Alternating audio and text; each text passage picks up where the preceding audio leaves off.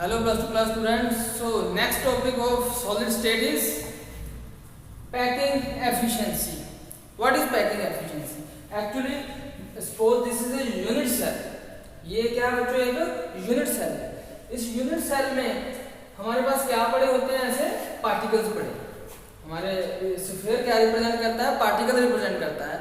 सो packing efficiency का मतलब ये है, पैकिंग एफिशिएंसी हमें बताती है कि ये जो स्फीयर है, जैसे ये जो पार्टिकल्स है, जो कॉर्नर्स के ऊपर है ये पार्टिकल्स, इन्होंने कितना स्पेस है वो यूनिट सेल का घेर रखा है और कितना एम्प्टी है. क्योंकि we already have studied there are some voids, empty space होता है. एक एटम है, दूसरा एटम है, तीसरा एटम है, चौथा, उनके बीच में कुछ खाली जगह होती है. सारे के सारा स्पेस, इस यूनिट सेल का सारा स्पेस है वो ऑक्यूपाई नहीं होता है एटम से. कुछ स्पेस बच जाता है जब हम उसकी क्लोज पैकिंग करते हैं. तो वो कितना स्पेस बचता है वो बताती है पैकिंग एफिशिएंसी. पैकिंग एफिशिएंसी जितनी आएगी उसके अलावा 100 में से मान लो कि पैकिंग एफिशिएंसी आ गई 54%, तो बाकी जो बचा 54 के बाद जो बाकी 46% बचा वो क्या है, खाली है, एम्प्टी है. तो वही हमने पैकिंग एफिशिएंसी से पता लगाना है कि कितना स्पेस है वो भरा हुआ, कितना खाली है. पैकिंग एफिशिएंसी बताती है कितना ऑक्यूपाइड है स्पेस यूनिट सेल में बाय द स्फीयर्स. तो इसका फॉर्मूला होता है volume occupied by all the spheres. जितने भी इसमें स्फीयर्स हैं, जितने भी इसमें पार्टिकल हैं, उन्होंने कितना वॉल्यूम ऑक्यूपाई किया है, divided by total volume of the unit cell. Total volume of unit cell. So volume occupied by the spheres, इसको हम थोड़ा डिटेल में लिख देते हैं. Packing efficiency is what, it is equal to packing efficiency volume occupied by all spheres present in a unit cell. किसी unit cell में जितने भी स्फीयर प्रेजेंट हैं उनका वॉल्यूम कितना, divide by total volume of unit cell. ऐसे हमने define करना पैकिंग एफिशिएंसी को. पहले हमने निकालना है कि कितने एक यूनिट सेल में कितने स्फीयर हैं और उन स्फीयर का वॉल्यूम कितना है total, divided by total volume of the unit cell करके मल्टीप्लाई बाय हम क्या कर देंगे 100. इससे मल्टीप्लाई हम क्या करेंगे 100 से, इस दो भी आएगा इसको 100 से मल्टीप्लाई कर देंगे, वो आ जाएगी पैकिंग एफिशिएंसी. तो इसको कैलकुलेट करना है. तो अभी ये मान लो हमारा ये सबसे पहले हमने जो एग्जांपल लेना वो है सिंपल क्यूबिक यूनिट सेल के लिए. सिंपल क्यूबिक यूनिट सेल के लिए क्या होता है, क्यूबिक है, इसका ये एज लेंथ है वो भी ये है. एज लेंथ क्या बच्चे इसकी, ये जो है वो ए है, इधर भी एज लेंथ है.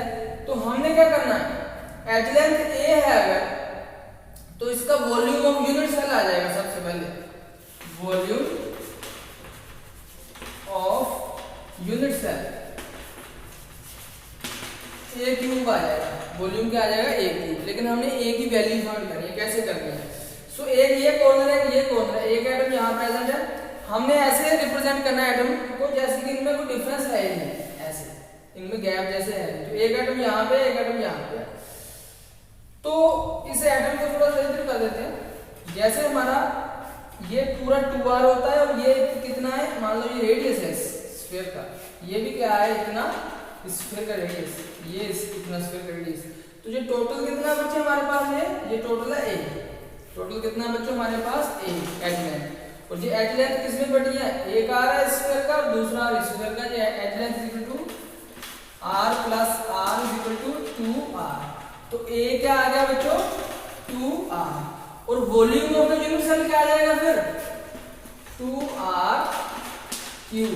तो volume of the unit cell कितना आ गया फिर 2r क्यूब, 2 2 2 8r क्यूब. तो जो हमने total volume of the unit cell नीचे लिखना है वो कितना आ गया 8r क्यूब आ गया, पहला आ गया 8r क्यूब. ऊपर क्या निकालना है, volume occupied by all the sphere. अब बात करते हैं सिंपल क्यूबिक यूनिट सेल है. ये सिंपल क्यूबिक यूनिट सेल में मैंने बताया था सिर्फ कॉर्नर्स पे एटम होते हैं और नंबर ऑफ एटम्स हमने पर यूनिट सेल निकाले थे कि एक यूनिट सेल में कितने एटम थे, वो थे 1, number of atom per unit cell कितने थे? 1 थे बच्चे। Number of atoms, number of spheres कह लो per unit cell is equal to 1, इसलिए एक ही स्फीयर है और एक स्फीयर है जो इसका रेडियस r है, तो वॉल्यूम ऑफ 1 स्फीयर, जो एक स्फीयर बचा उसका वॉल्यूम कितना आ जाएगा बच्चे?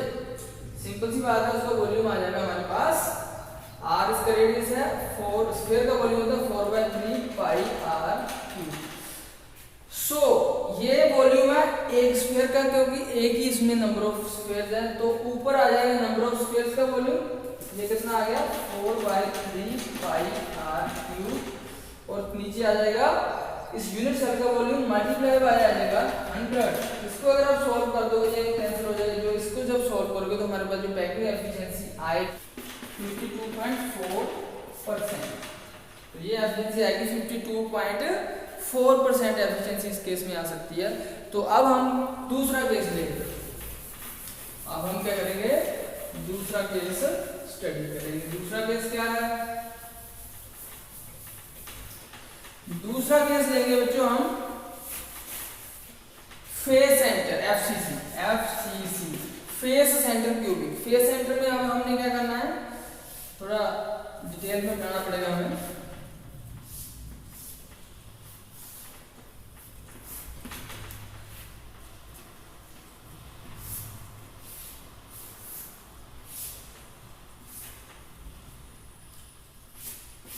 अब ये फेस है, इसके कोई भी यूनिट सेल है बच्चों, उसके कितने फेस होते हैं? 6, लेकिन हम फोकस करेंगे एक फेस पे। एक फेस पे हम फोकस करेंगे। ये मान लो ए है, इसको मान लिया हमने बी, इसको मान लिया सी, इसको मान लिया डी। ये तो है एज लेंथ, बी सी क्या है? एज लेंथ इसकी भी है, बी है ये भी एज लेंथ है, इसकी भी है एज लेंथ। लेकिन हमने क्या करना बच्चों, हमें चाहिए ये, क्योंकि इसमें एक फेस पे भी होता है, एक स्फीयर कहाँ पे होगा बच्चों? फेस पे। एक इसको जरा जो फेस वाली मैं ऐसे बनाऊंगा, एक फेस पे है और एक स्फीयर किधर है हमारा? इस कॉर्नर पे है, और एक स्फीयर किधर है हमारा? इस कॉर्नर पे है। तो कॉर्नर पे तो स्फीयर होते ही हैं, लेकिन फेस सेंटर में हर एक फेस पे भी होता है। तो ये मान लो ये आधा स्फीयर है, ये r हो गया डिस्टेंस, ये भी r हो गया, ये भी r हो गया, और ये भी क्या हो गया? r हो गया। तो 1r 2r 3r 4r, ये 4r डिस्टेंस हो गया AC। तो अब हम क्या करेंगे? इन ट्रायंगल, सबसे पहले हम क्या करेंगे बच्चों? इन ट्रायंगल ABC, ये राइट एंगल ट्रायंगल है, ये इसका 90 डिग्री एंगल है, राइट एंगल ट्रायंगल ABC। क्या होगा इसमें? By Pythagoras theorem AB square plus BC square it will be equal to AC square, या आप ऐसे देख लो AC square is equal to AB square plus BC square. तो ये हमारा आ जाएगा। तो AC स्क्वायर हमने निकालना है, हमारे पास है AB का कितना वैल्यू है? A, एच लेंथ कितनी है? A स्क्वायर प्लस BC की वैल्यू कितनी है? ये भी कितनी है? A square. तो AC स्क्वायर कितना आ गया हमारे पास? 2A square. तो या AC square is equal to 2A square, दोनों तरफ अगर अंडर कर दोगे तो हमारे पास AC आ जाएगा √2। AC हमारे पास आ गया √2A। और AC है कितना है? AC में कितने स्फीयर आ रहे हैं? एक रेडियस ये आ रहा है और दो रेडियस इसके आ रहे हैं पूरे स्फीयर के, एक रेडियस ये आ रहा है, टोटल 4R है ये यहाँ से यहाँ तक। तो AC इज इक्वल टू कितना है बच्चों? 4R। तो 4R की AC की जगह 4R पुट कर दिया और it is equal to √2A। तो यहाँ से A क्या आ जाएगा? A will be equal to 4R divided by √2।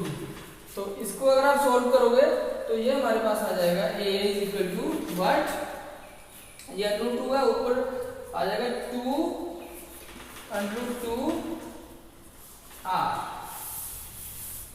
2√2R। ये क्या आ गया बच्चों? A की वैल्यू आ गई हमारे पास। अब हम जो है सॉल्व कर सकते हैं।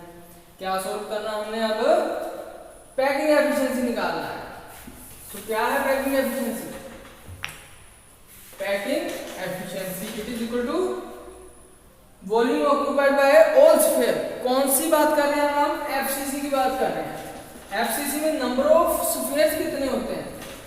Number of spheres per unit cell 4 होते हैं। Number of spheres per unit cell हमारे पास क्या होते हैं? 4 है। तो टोटल कितने स्फीयर है? 4। और एक का वॉल्यूम कितना है? अब स्फीयर का रेडियस होता है r और वॉल्यूम कितना हो जाएगा? 4/3 पाई आर क्यूब। तो 4 × 4/3 पाई आर क्यूब। तो एक स्फीयर का वॉल्यूम ये है और 4 का ये हो जाएगा, ऊपर आ जाएगा सारे सभी स्फीयर का वॉल्यूम, नीचे आएगा टोटल वॉल्यूम यूनिट सेल। अब यूनिट सेल का वॉल्यूम होता है बच्चों a क्यूब और a हमने क्या निकाला? 2/2। तो 2/2 पुट कर देंगे यहाँ पे 2/2 2/2r इसका cube multiply by 100। Multiply by हम बच्चों क्या कर देंगे? इसमें 100 कर देंगे। तो क्या आ जाएगा हमारे पास? एफिशिएंसी है जो पैकिंग एफिशिएंसी, इसको सारे को कैलकुलेट करेंगे। आर क्यूब से आर क्यूब कैंसिल होगा तो पैकिंग एफिशिएंसी बच्चे आ जाएगी इसकी 74%। 74% इसमें पैकिंग एफिशिएंसी है वो आ जाती है। सो नेक्स्ट हमारा आ जाता है बच्चों सिंपल क्यूबिक हो गया, फेस सेंटर हो गया, बॉडी सेंटर के लिए आ जाता है नेक्स्ट। ये हमारा बॉडी सेंटर के लिए बनाना पड़ेगा।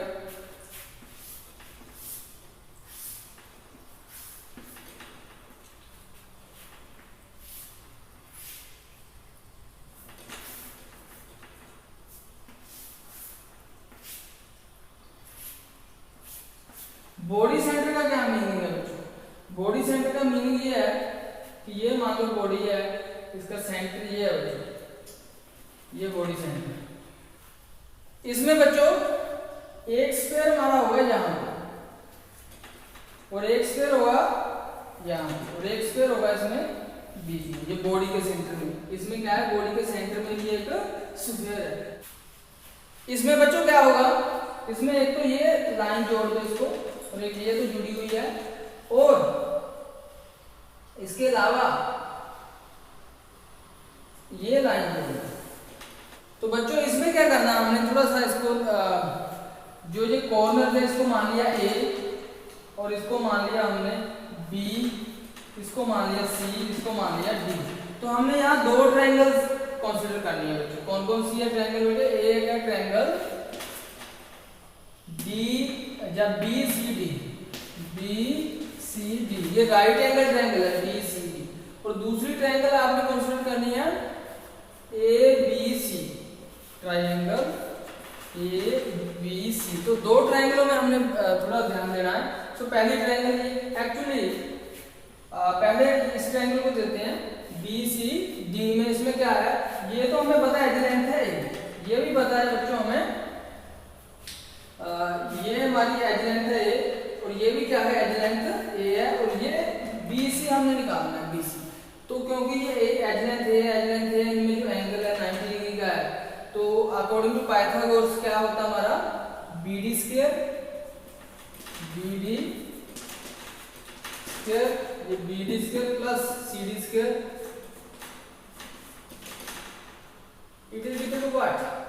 It is equal to CD square या BC स्क्वायर कह लो, BC स्क्वायर। तो BC स्क्वायर यहाँ ये जो BC स्क्वायर है ये कितना आ जाएगा बच्चे? BC स्क्वायर जो BD है ये BD ये भी है और CD भी A है, तो ये भी है ये भी है, तो A square plus A square ये कितना आ जाएगा? 2A square. तो BC square is equal to 2A square. दोनों तरफ अगर आप अंडर ले लोगे तो ये आ जाएगा BC is equal to √2A। तो ये हमारे पास एक वैल्यू आ गई कितनी? √2A। तो इसकी वैल्यू हमारे पास आ गई और ये हमें पता है एज लेंथ है ये एज लेंथ A है AB, इसकी आगे। तो अब ये वाली लेंथ हमने निकालना है क्योंकि ये बॉडी सेंटर की बात कर रहे हैं, बॉडी सेंटर की। तो ये वाली हमने लेंथ निकालनी है ये AC। तो इस ट्रायंगल में ट्रायंगल ABC में ये जो AC स्क्वायर है according to Pythagoras theorem AC square is equal to AB square plus BC square, AB square plus BC square, वही बात आ जाएगी, ये आ जाएगा AB भी A है और BC भी A है, नहीं AB क्या है A है और BC कितना है √2 है, तो A square plus √2A square, क्योंकि ये तो A है और ये क्या है √2 है, हमने पहले क्वेश्चन निकाल लिया, तो ये आ जाएगा AC square is equal to A square plus √2 का स्क्वायर करेंगे 2A square is equal to 3A square आ जाएगा, 3A स्क्वायर आ जाएगा AC, तो AC कितना आ जाएगा √3A, तो ये हमने AC की वैल्यू है जो फाइनल वाली कितनी आ गई है √3A, तो A की वैल्यू क्या आ जाएगी है। और दूसरी बात ये AC है क्या है, AC में एक आ रहा है, ये दूसरा आ रहा है, ये तीसरा आ रहा है और ये कितना चौथा आ रहा है, AC is equal to 4R, जैसे पहले मैंने बताया था, तो AC क्या है किसके इक्वल है 4R के, ये आ गया इक्वल √3A, इसमें से A की वैल्यू हमारे पास आ जाएगी बच्चों, इसमें से किसकी वैल्यू आ जाएगी हमारे पास A की वैल्यू आ जाएगी, A will be equal to what, ये √3 नीचे चला जाएगा 4R डिवाइडेड बाय √3, 4 बाय √3 आ रही है वैल्यू A की आ गई।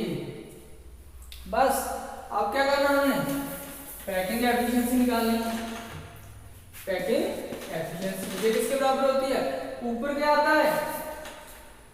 अब बात करते हैं body centre BCC, body centre जो क्यूबिक यूनिट सेल है, BCC में क्या होता है बच्चों, कितने एटम पर यूनिट सेल होते हैं, कितने स्फीयर पर यूनिट सेल होते हैं 2, और एक स्फीयर का वॉल्यूम कितना होता है 4/3 πr³ डिवाइडेड बाय क्या आएगा वॉल्यूम ऑफ यूनिट सेल, तो यूनिट सेल का वॉल्यूम कहां से आता है A से, यूनिट सेल का वॉल्यूम होता है A³, तो A की वैल्यू क्या हमने निकाली 4 divided by √3, 4 divided by √3 R इस सारे का क्यूब, तो इसको मल्टीप्लाई कर देंगे 100 से, जब इनको हम मल्टीप्लाई कर देंगे बच्चों 100 से, तो पैकिंग एफिशिएंसी आ जाएगी इसकी 68%। तो ऐसे करके हम क्या निकाल सकते हैं packing efficiency of different types of structures. तो इसके बाद आ जाती है बच्चों density, calculation for density, calculation for density. किसी भी यूनिट सेल की अगर आपने डेंसिटी निकालनी है, इसको हम रो भी बोलते हैं, that is equal to what mass of unit cell divided by volume of unit cell. अब मास ऑफ यूनिट सेल क्या है, मास ऑफ यूनिट सेल है, मान लो एक यूनिट सेल में 2 एटम है, तो उन 2 एटमों का मास अगर 2 को मल्टीप्लाई कर देंगे 1 के मास से, तो उसका mass of the unit cell आ जाएगा। Suppose small m is the mass of 1 atom, और z एटम प्रेजेंट है एक यूनिट सेल में, मान लो z क्या है number of atom present in the unit cell, और m क्या है स्मॉल मास ऑफ 1 एटम, तो z into m क्या आ जाएगा mass of all the atom means mass of the unit cell आ जाएगा। Mass of the unit cell क्या होगा, एक एटम का मास कितना है और उस यूनिट सेल में कितने एटम है, ये आ जाएगा total mass of unit cell, ये आ जाएगा total mass of unit cell, ये total mass of unit cell आ गया, डिवाइडेड बाय क्या आएगा volume of unit cell. Volume क्या होता है A क्यूब, A जितना भी होगा वो एज लेंथ है उसका क्यूब आ जाएगा।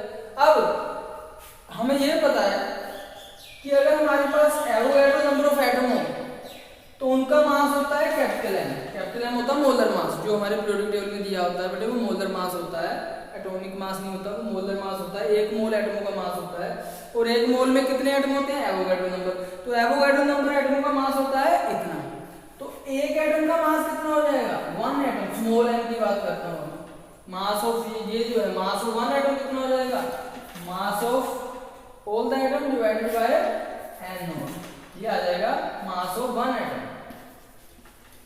मास ऑफ 1 एटम, ये जो m है 1 एटम का मास कितना आ जाएगा कैपिटल M, मतलब कैपिटल M को होता है एवोगैड्रो नंबर एटमों का mass divided by Avogadro number, ये आ जाएगा एक एटम का मास, तो एक एटम की मास की जगह हम लगा देंगे capital M divided by n0, तो हमारे पास ये डेंसिटी के लिए फॉर्मूला क्या बन जाएगा, z, z मतलब number of atom per unit sir, m small है, इसकी जगह आ जाएगा capital M divide by n not, क्योंकि इसकी m की जगह पुट कर दिया हमने m divide by n not, और नीचे क्या है a u। तो ये जो फॉर्मूला है, इस फॉर्मूले ये फॉर्मूला है हमारा डेंसिटी के लिए। किसके लिए फॉर्मूला बच्चों, डेंसिटी के लिए फॉर्मूला है कि कैसे हमने डेंसिटी निकालनी है किसी भी यूनिट सेल की। सो इसके बेस पे जो न्यूमेरिकल है वो नेक्स्ट वीडियो में बताऊंगा। So that's all for